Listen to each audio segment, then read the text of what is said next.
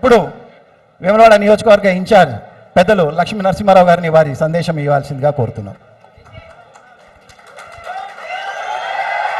జై తెలంగాణ,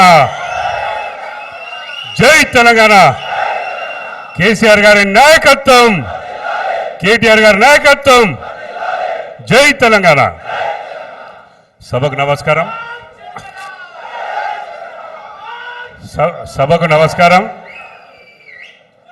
ఈరోజు చాలా శుభదినం, ఎందుకంటే మళ్ళా పునర్ప్రారంభం, పార్టీ క్షేత్రస్థాయి నుండి పునః ప్రారంభం చేయబోతా ఉన్నాం. ఎందుకంటే 260 బూతులు, 520 మంది మరి బూత్ ఏజెంట్లు, తద్వారా మళ్ళా ఆ గ్రామం నుండి వచ్చిన నాయకులందరికీ కూడా మరి వేములవాడ నియోజకవర్గ తరఫున స్వాగతం పలుకుతున్న మీ తరఫున కేటీఆర్ గారికి, జీవన్ రెడ్డి గారికి, ఉమ్మక్క గారికి, అరుణ గారికి, మరి అందరికీ మొత్తం మందికి మా ఆగే గారికి అందరు కూడా స్వాగతం పలుకుతా ఉన్నా.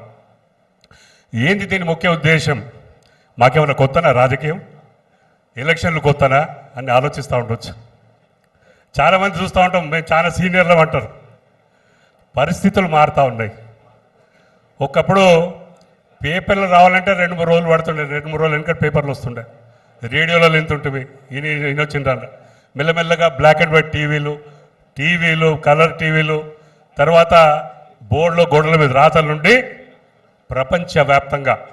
ప్రపంచవ్యాప్తంగా ఎక్కడేం జరిగినా కొన్ని క్షణాలలో అంటే సెకండ్లలో తెలిసే మరి పరిస్థితికి ఆ పరిస్థితికి ఇలా వచ్చినాం.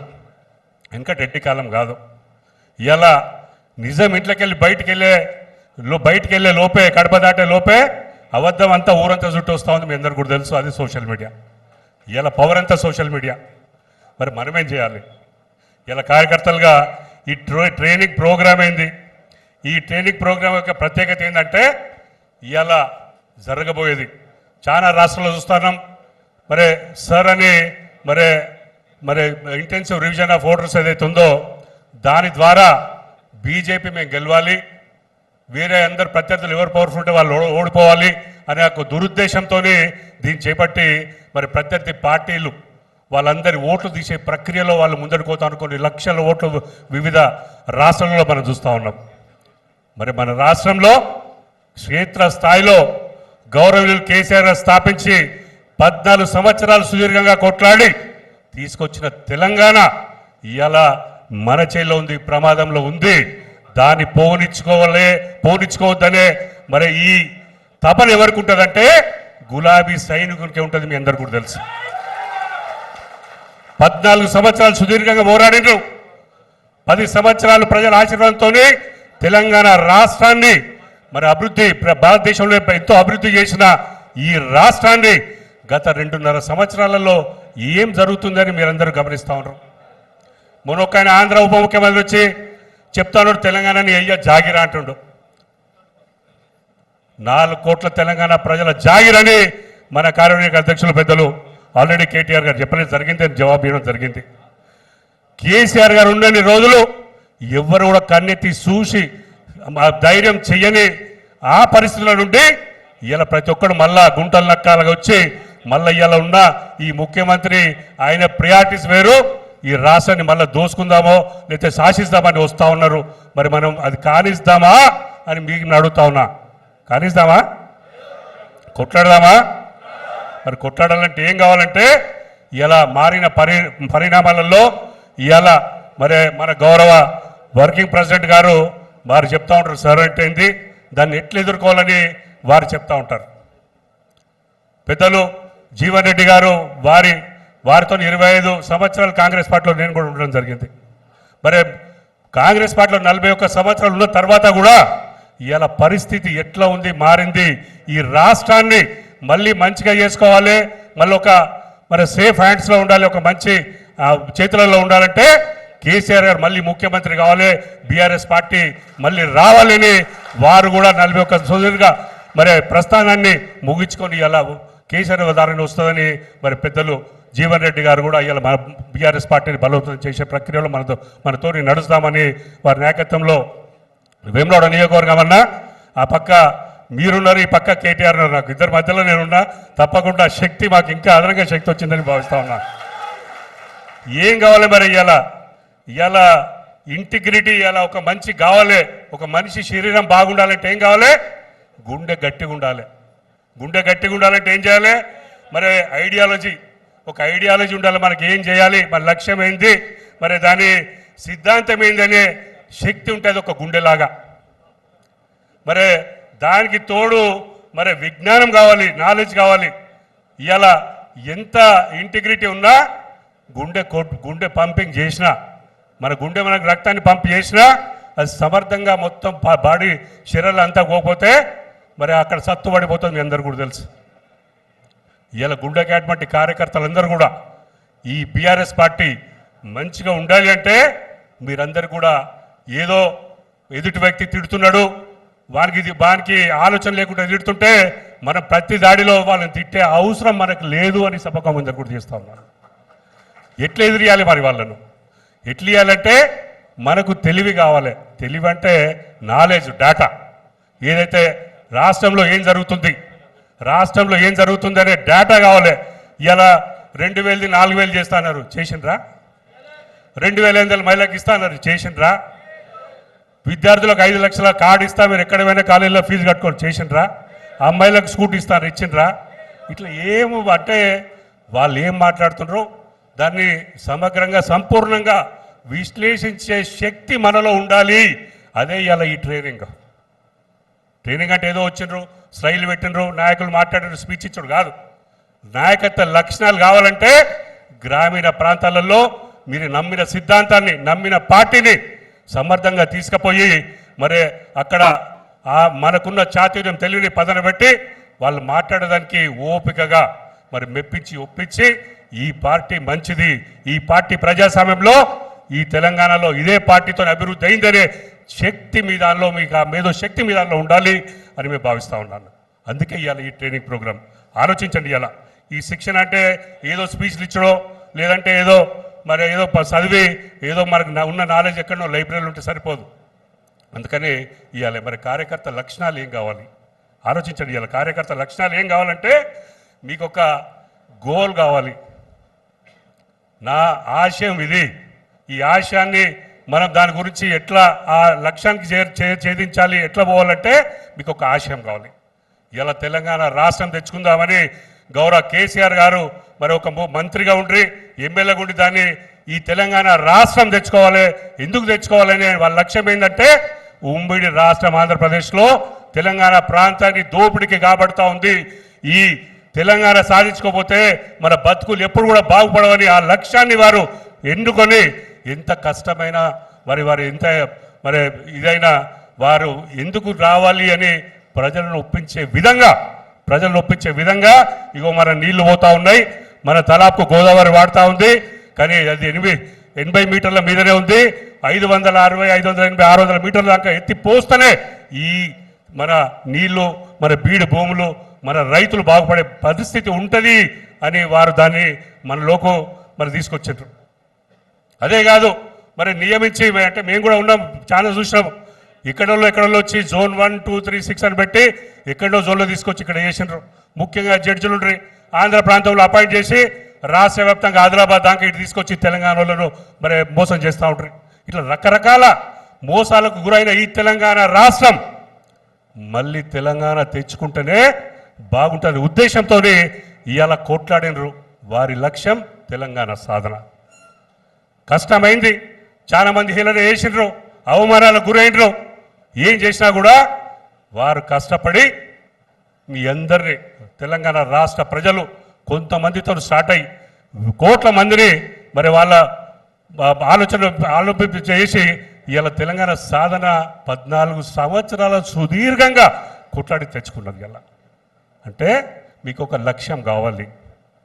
రాజకీయంలో నేను చేస్తున్నా అంటే ఇగో ఇది చేస్తున్నా, నా లక్ష్యం ఇది అనే విధంగా ఇలా గౌరవ కేసీఆర్ గారిని స్ఫూర్తిగా తీసుకొని వారు ఏదైతే ఉద్దేశంతో ఈ తెలంగాణ రాష్ట్రాన్ని తెచ్చుకుంటారో, ఈ తెచ్చుకున్న రాష్ట్రాన్ని మళ్ళీ వదులుకుందామా అని మళ్ళీ ఒక్కసారి ప్రశ్నించుకునే సమయం ఆసనమైంది. మీ అందరు కూడా తెలియజేస్తా ఉన్నాను.